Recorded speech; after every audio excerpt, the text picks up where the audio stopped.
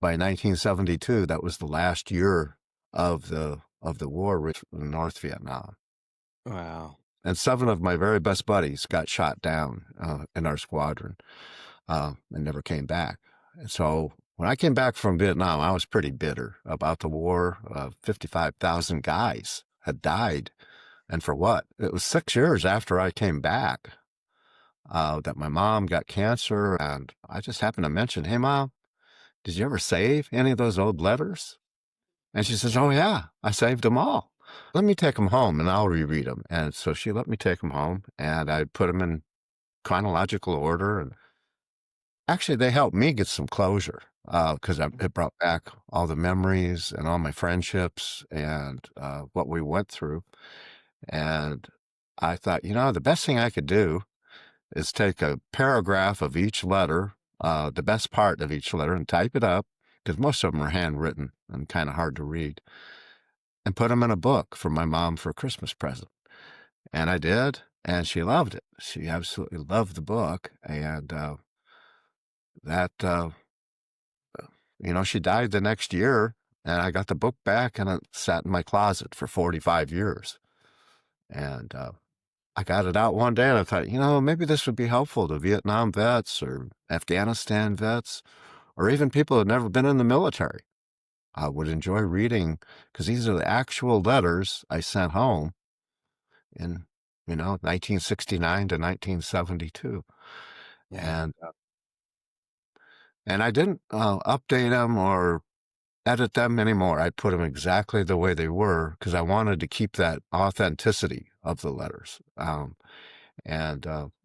That's, I think, what's kind of got so much attention from this particular book is it's authentic, it's real. I was trying to tell her what's going on without her worrying too much, and so it's a lot of funny stories actually, and silly things going on behind the scenes that most people wouldn't think about in the military, but it happens, and they were the real stories of what was going on. Yeah, I think this with the letters, it'll help veterans. It'll help people understand what veterans are possibly going through and that thought process and how you're emotionally, your emotional state of mind during that time and probably even post right afterwards. Oh, definitely, definitely. Because I definitely had some PTSD. I didn't realize it until almost 15 years later. It really hit me, and I'm sitting there saying, "What am I depressed about?" I've got a great life going on, 3 kids, good marriage, um, but it was, it's a tough thing because if you keep it bottled up inside and don't talk about it, ultimately it starts to wear on you, and you have the nightmares and all that stuff, and you relive all the bad moments all the time. Hmm.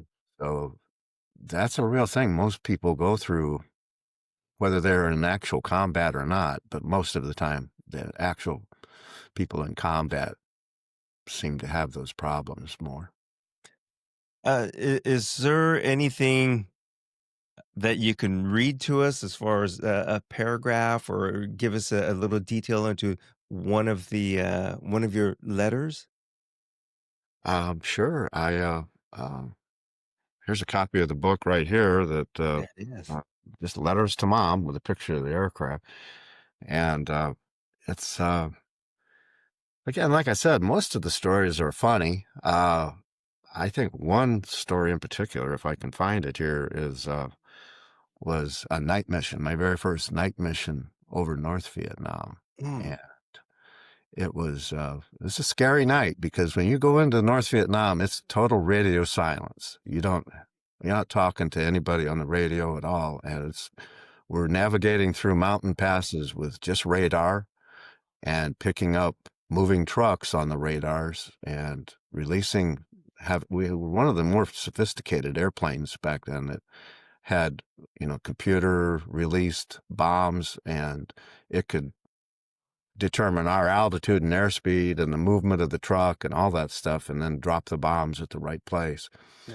And but again, that's where most of our guys got shot down, was on those night missions, because they could hear us go over, and they would just radio down the road to their buddies, and they'd start shooting bullets straight up, and we'd end up flying right through the bullets. So that was probably the scariest missions because you really can't see anything. You're in the dark, and you're all alone. There's no radio contact, and they're, shooting SAM missiles at you and anti-aircraft fire, and so it is. That's where most of our guys got hit. And still you remain radio silence even during that time when you're taking fire, right? Oh yeah, you don't. You maintain the radio silence until the mission is over and you've climbed back to altitude and you're headed back home. And then you check back in. But if you get hit, you just don't come back, and Mm. then they have to look for you the next day or so. And they really don't have a good idea where you went down in most cases. So it was yeah, those are trying times, no question. Yeah. Uh, Well, I'll throw in thank you for your service while you're, going through your book there to kind of give us a little bit of an insight as to one of your letters. As far as helping people, from life lessons on this one, is there a key lesson that you could say that is a takeaway for folks when they read the book? um, again, I think one of the things for all of us that we got moved to an air base in the middle of the jungle in Thailand. Okay. And this is again, there are 7 Air Force bases in Thailand that we could have deployed to and had air conditioning and much better facilities. But the Marines, they got to go do their own thing. And so they moved us into a runway that was deserted in the middle of the jungle. And, no running water, no electricity. We're living in tents and still trying to fly missions every day into 2 countries over. And it was amazing how everybody pulled together. In the worst of conditions, you pull together and you do your job, no matter what the circumstances. And um, you become a really tight knit group that way, just like fraternity brothers, only even closer. And when you lose somebody on a mission, it's heartbreaking. So you've been with these guys through flight school for years, and you know them and their families, and this is the tough part of a war for anybody that's in Yeah. a war zone. So it was a trying time, but actually a couple hours in the airplane was a couple hours of air conditioning. So it was it was kind of a relief in a lot of ways. And again, you're so focused doing your job that you go through this for a couple hours and you come back home and you say, wow, we were lucky today to get through all that. And And is that the one thing that you put in your head? This is my job. This is a job. I'm going to do my job. right. It's, Okay. it's simply that.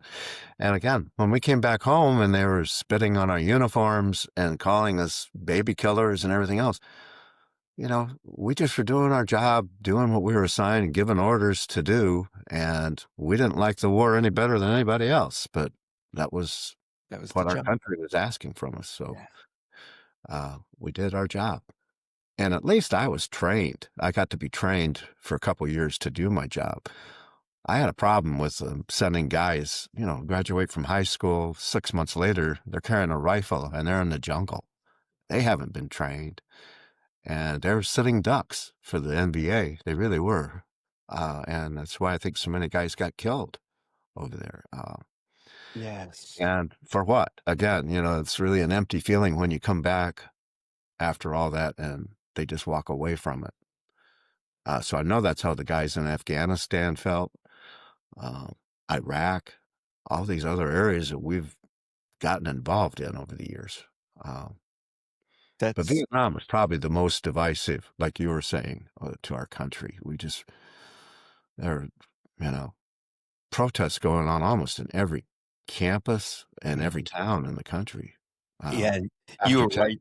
of You were, that. like, right in the middle of it. High school graduation in '65, straight to college, '69 you finish, and you're on mission on site, '69 to '72.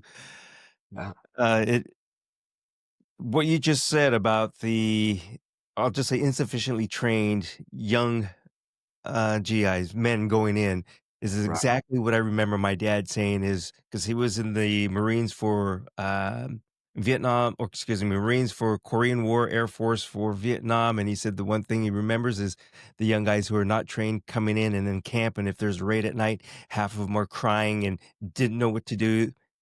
They're so scared Yeah. Yeah.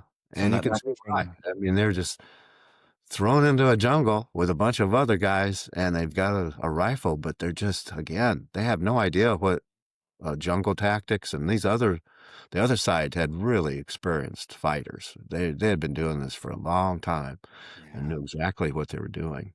So it was a tough one. It was a tough war, and I don't think a lot of guys still today have gotten over it. Man, if my book can help those guys, that's why I published it. Basically, after all these years, I thought maybe it'll help some people. Uh, Well it helped me to get some closure. So well, my dad's no longer with us, but I know into even is in his 80s, it was still in his mind, in the back of his head. yeah, So like I said, it probably is going to stay with all the guys that, are in service yeah. probably for the rest of their lives, especially if they are in combat. If Oh, no they're, question. And for the families, yeah, the mothers and the wives of these guys that got killed, they never escape it either, and their children wondering what their father was like. So it was, uh, it's been a long, ongoing, painful thing for our country, and I hope our leaders continue to remember this of how many silly wars they've gotten us involved in over the years, and that's our most precious asset is sending our young men into combat. And you can see it for something like Pearl Harbor when they are attacking our country. That's a mhm, whole different situation. But when they're halfway around the world and it's an internal battle between North and South, heck, we had that ourselves. And, it was just a civil war and we had to go get involved in it. And it was too bad that, well, I'm knocking on wood that we are not headed in any direction like that.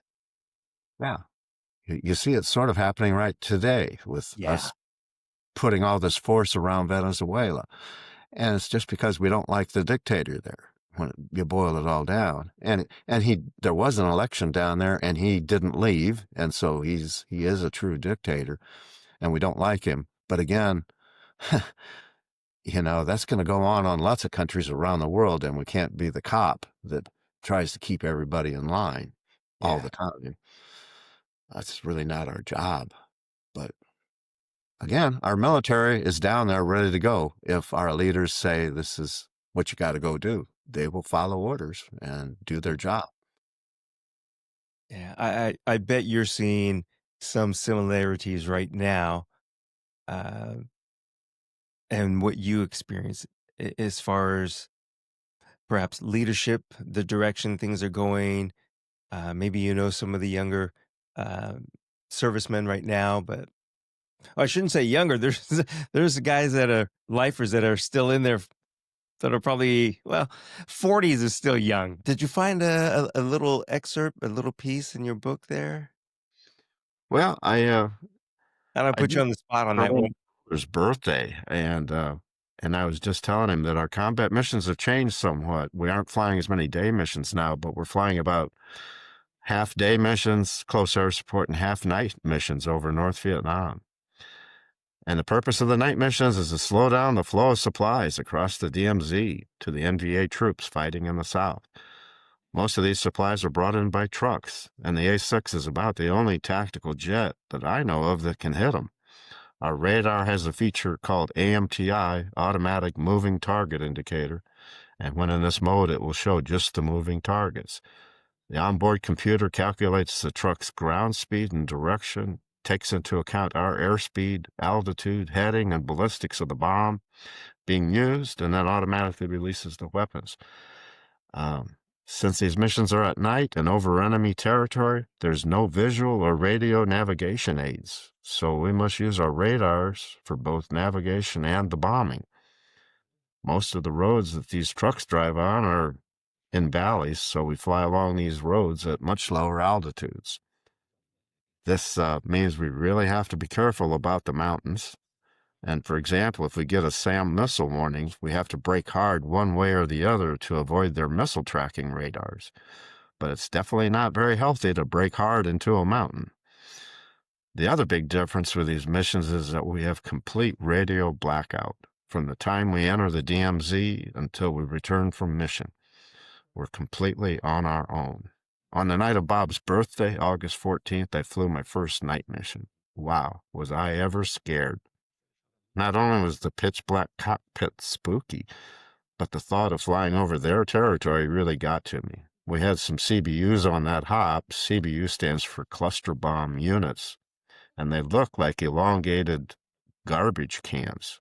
After they release from the aircraft, they split open and spread thousands of tiny bomblets, similar to grenades, over a fairly large area. These bomblets vary in their detonation. Some explode on impact and others wait several minutes. The main thing is that they splatter all over the countryside, so the bombing doesn't have to be so accurate. And then we got a SAM missile warning light, and when that happens, the whole cockpit lights up. It says SAM, SAM, SAM, and it's going Mm. on. It's and I got to tell you, Don, just that little bit that you read to us just now, it really this. No offense to anybody that's really been in combat, but it really put me there to understand or to feel, and I could kind of picture what you were going through. mhm. If that makes any sense. Yeah. So, Well, at the uh, end of that story, the SAM missile lights all over the cockpit. We had a launch, and you can see a SAM missile at night from a long ways away, and they come up fast. They really do. And about the best way back then to avoid a SAM was to aim right at it and fly right directly at it because it would increase the uh, closure rate and it made you a smaller target for the radar to track instead of being above it. And then break away after you've changed it and gone right at it for a little bit, then you break away. And you only got one chance at this, but yeah, it's that's the way we have avoided, and they go past us and explode above us usually. But a lot of SAMs hit a lot of airplanes in that last 6 months in Vietnam because we had B-52s up in Hanoi that were getting shot down uh, at 50, 60,000 feet. oh, wow. Yeah, and they're a big target. And so I think dozens of those were shot down over Hanoi. But with all the bombing going on in 72, we finally did get them to say, okay, we'll go to the Paris peace talks, we'll release the POWs, and we'll talk peace. And that's why we walked away. And then as soon as we were gone, they just reattacked and came back in and Yeah. took it over in a matter of a few weeks. So that was discouraging, but again, at least we got our POWs home, Yeah. which was amazing, to get them. And I know how Israel feels now about getting back even a few of their hostages that were taken. But that's what the reality is. Uh, Don, can you remind everybody again the name of your book and your website where they can go to? It's Letters to Mom, Marine Corps, Boot Camp, Flight School, and Vietnam. And my website is lifelessonsbooks.net. And just so you know, I just published another book called Life Lessons Learned in Junior High.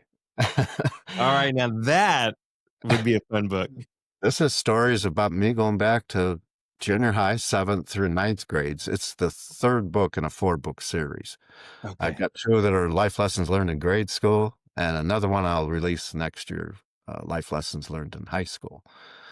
So, yeah, I've been documenting my whole life really in stories and the small books, and these are kind of geared more for teenagers or young people that kind of want to know what it was like back in the 50s, growing up in a small town in Iowa. Didn't have cell phones or the internet or any of the distractions that they have today. And it was a much simpler time. And Good we old had to, days when you say, "I'll meet you at the malt shop." yeah, exactly.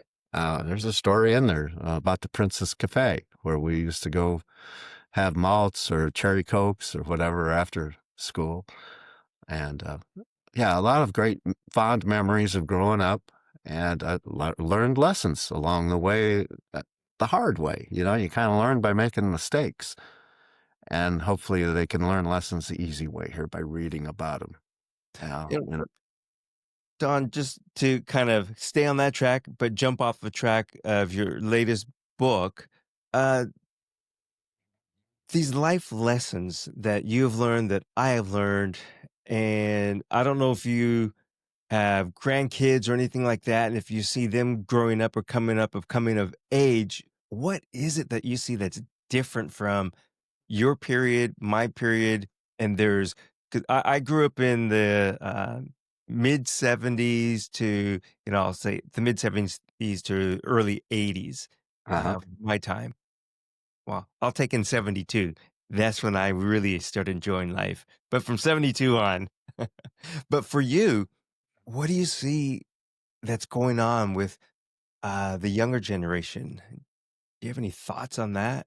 Oh yeah, and I think you can boil it down to one word: technology. Mm, It's so different. The world they're growing up in now, they have a handheld computer in their hand now that was more sophisticated than what we had to send them into the moon. yeah. And they're on them all day because of COVID. I think that's another major factor for the younger generation now is COVID hit right when they were at that point of getting to be social, kind of like around junior high age when you're starting to meet other people and other teachers and learn a little bit more about being an adult. And they all they had was their phones, and that I think really caused some major problems for them long term. Yeah. Technology, and I think a breakdown of the family unit quite a bit. Uh, our society is different now. I grew up with a big family, 5 kids, the oldest of five, in a small town of 5,000. So we'd be gone all day on our bikes, and they didn't worry about us. We'd Yeah. just be home in time for dinner. And that's not the way it is anymore. You couldn't just let your kids run off almost anywhere in the United States now. And the parents are both working most of the time to make ends meet. Mhm. So it's a tough balance for a lot of people to have enough time with their kids, to spend enough time with them, to nurture them, give them the love that they need. And that's what we had. We had all the freedom and love and nurturing you could possibly want. And still, things aren't going to go the way you want to go all the time, like Vietnam or, like your first loves and all this sort of thing that happens when you're in high school. So how you deal with that is the key to life, I think, is how you react and how you uh, deal with tough situations as well as good situations. It's kind of a long-winded answer to your question. No, but it is an answer nonetheless, and it is life lessons learned. Yeah. And I feel the same way as you do. At least what you just mentioned as far as how kids are growing up in the environment that they're in now and the technologies. I'll tell you real quick, one of my favorite things in that early '70s growing up listening to Casey Kasem's Top 40, American's Top 40, and excited to go buy the 45, go down to the record store. Now, you don't even have to wait. As soon as it drops, they're just streaming it. There's no anticipation, no excitement. And I really enjoyed that music part, and that stays with me and has stuck with me Yeah. forever. And then, of course, all the great television sitcom shows of the '70s. Oh, yeah. But I agree with you. I really think that's That's so important. Back in my day, music was really important. We had Elvis and we had the Beatles and we had and my dad's generation had Perry Como and Jackie Gleason and, Tommy Dorsey and Frank Sinatra. And so they didn't think rock and roll was music, just like I don't really think rap is music. But, you know, it's uh it's just generational things that happen like that. And we loved our 45 records, buying those for about $1 a piece and being able to play them over and over and over on the little 45 record players. Go to sock hops, we'd call them, at somebody's house. Those dance parties. And that we were just starting that when I was in junior high. We were Yeah. just starting to realize there was another sex here, the girls, and that there's social things you need to do at parties. You learn to socialize. And I think, Yeah. again, that's a problem for a lot of young kids these days because they're socializing with social media and not with real people. Mhm. Yeah, I don't even think a lot of schools have high school dances or school dances anymore. Like when you grew up or latter part for me when I was growing up, the dance didn't start till 9 PM. It Yeah. went from 9 till midnight. And Yeah. now, there's too much trouble happening. They're doing the street racing or whatever else that's going on now. As we were saying earlier, a lot of it was the anticipation of having a party, a dance party at the high school or something, and getting to see all your friends, get all dressed up, the prom or Mhm. whatever. And yeah, it seems like we've lost a lot of that today in our schools. Yeah. Um, who'd have ever guessed back in our day that there'd be shootings in schools? It wasn't even thought of. I mean, it was, and now this is something they have to live with. It happens almost every day. It seems like Yeah. some. It So it's a sad reflection on our society and where we are, I think, but it's something we're going to have to deal with.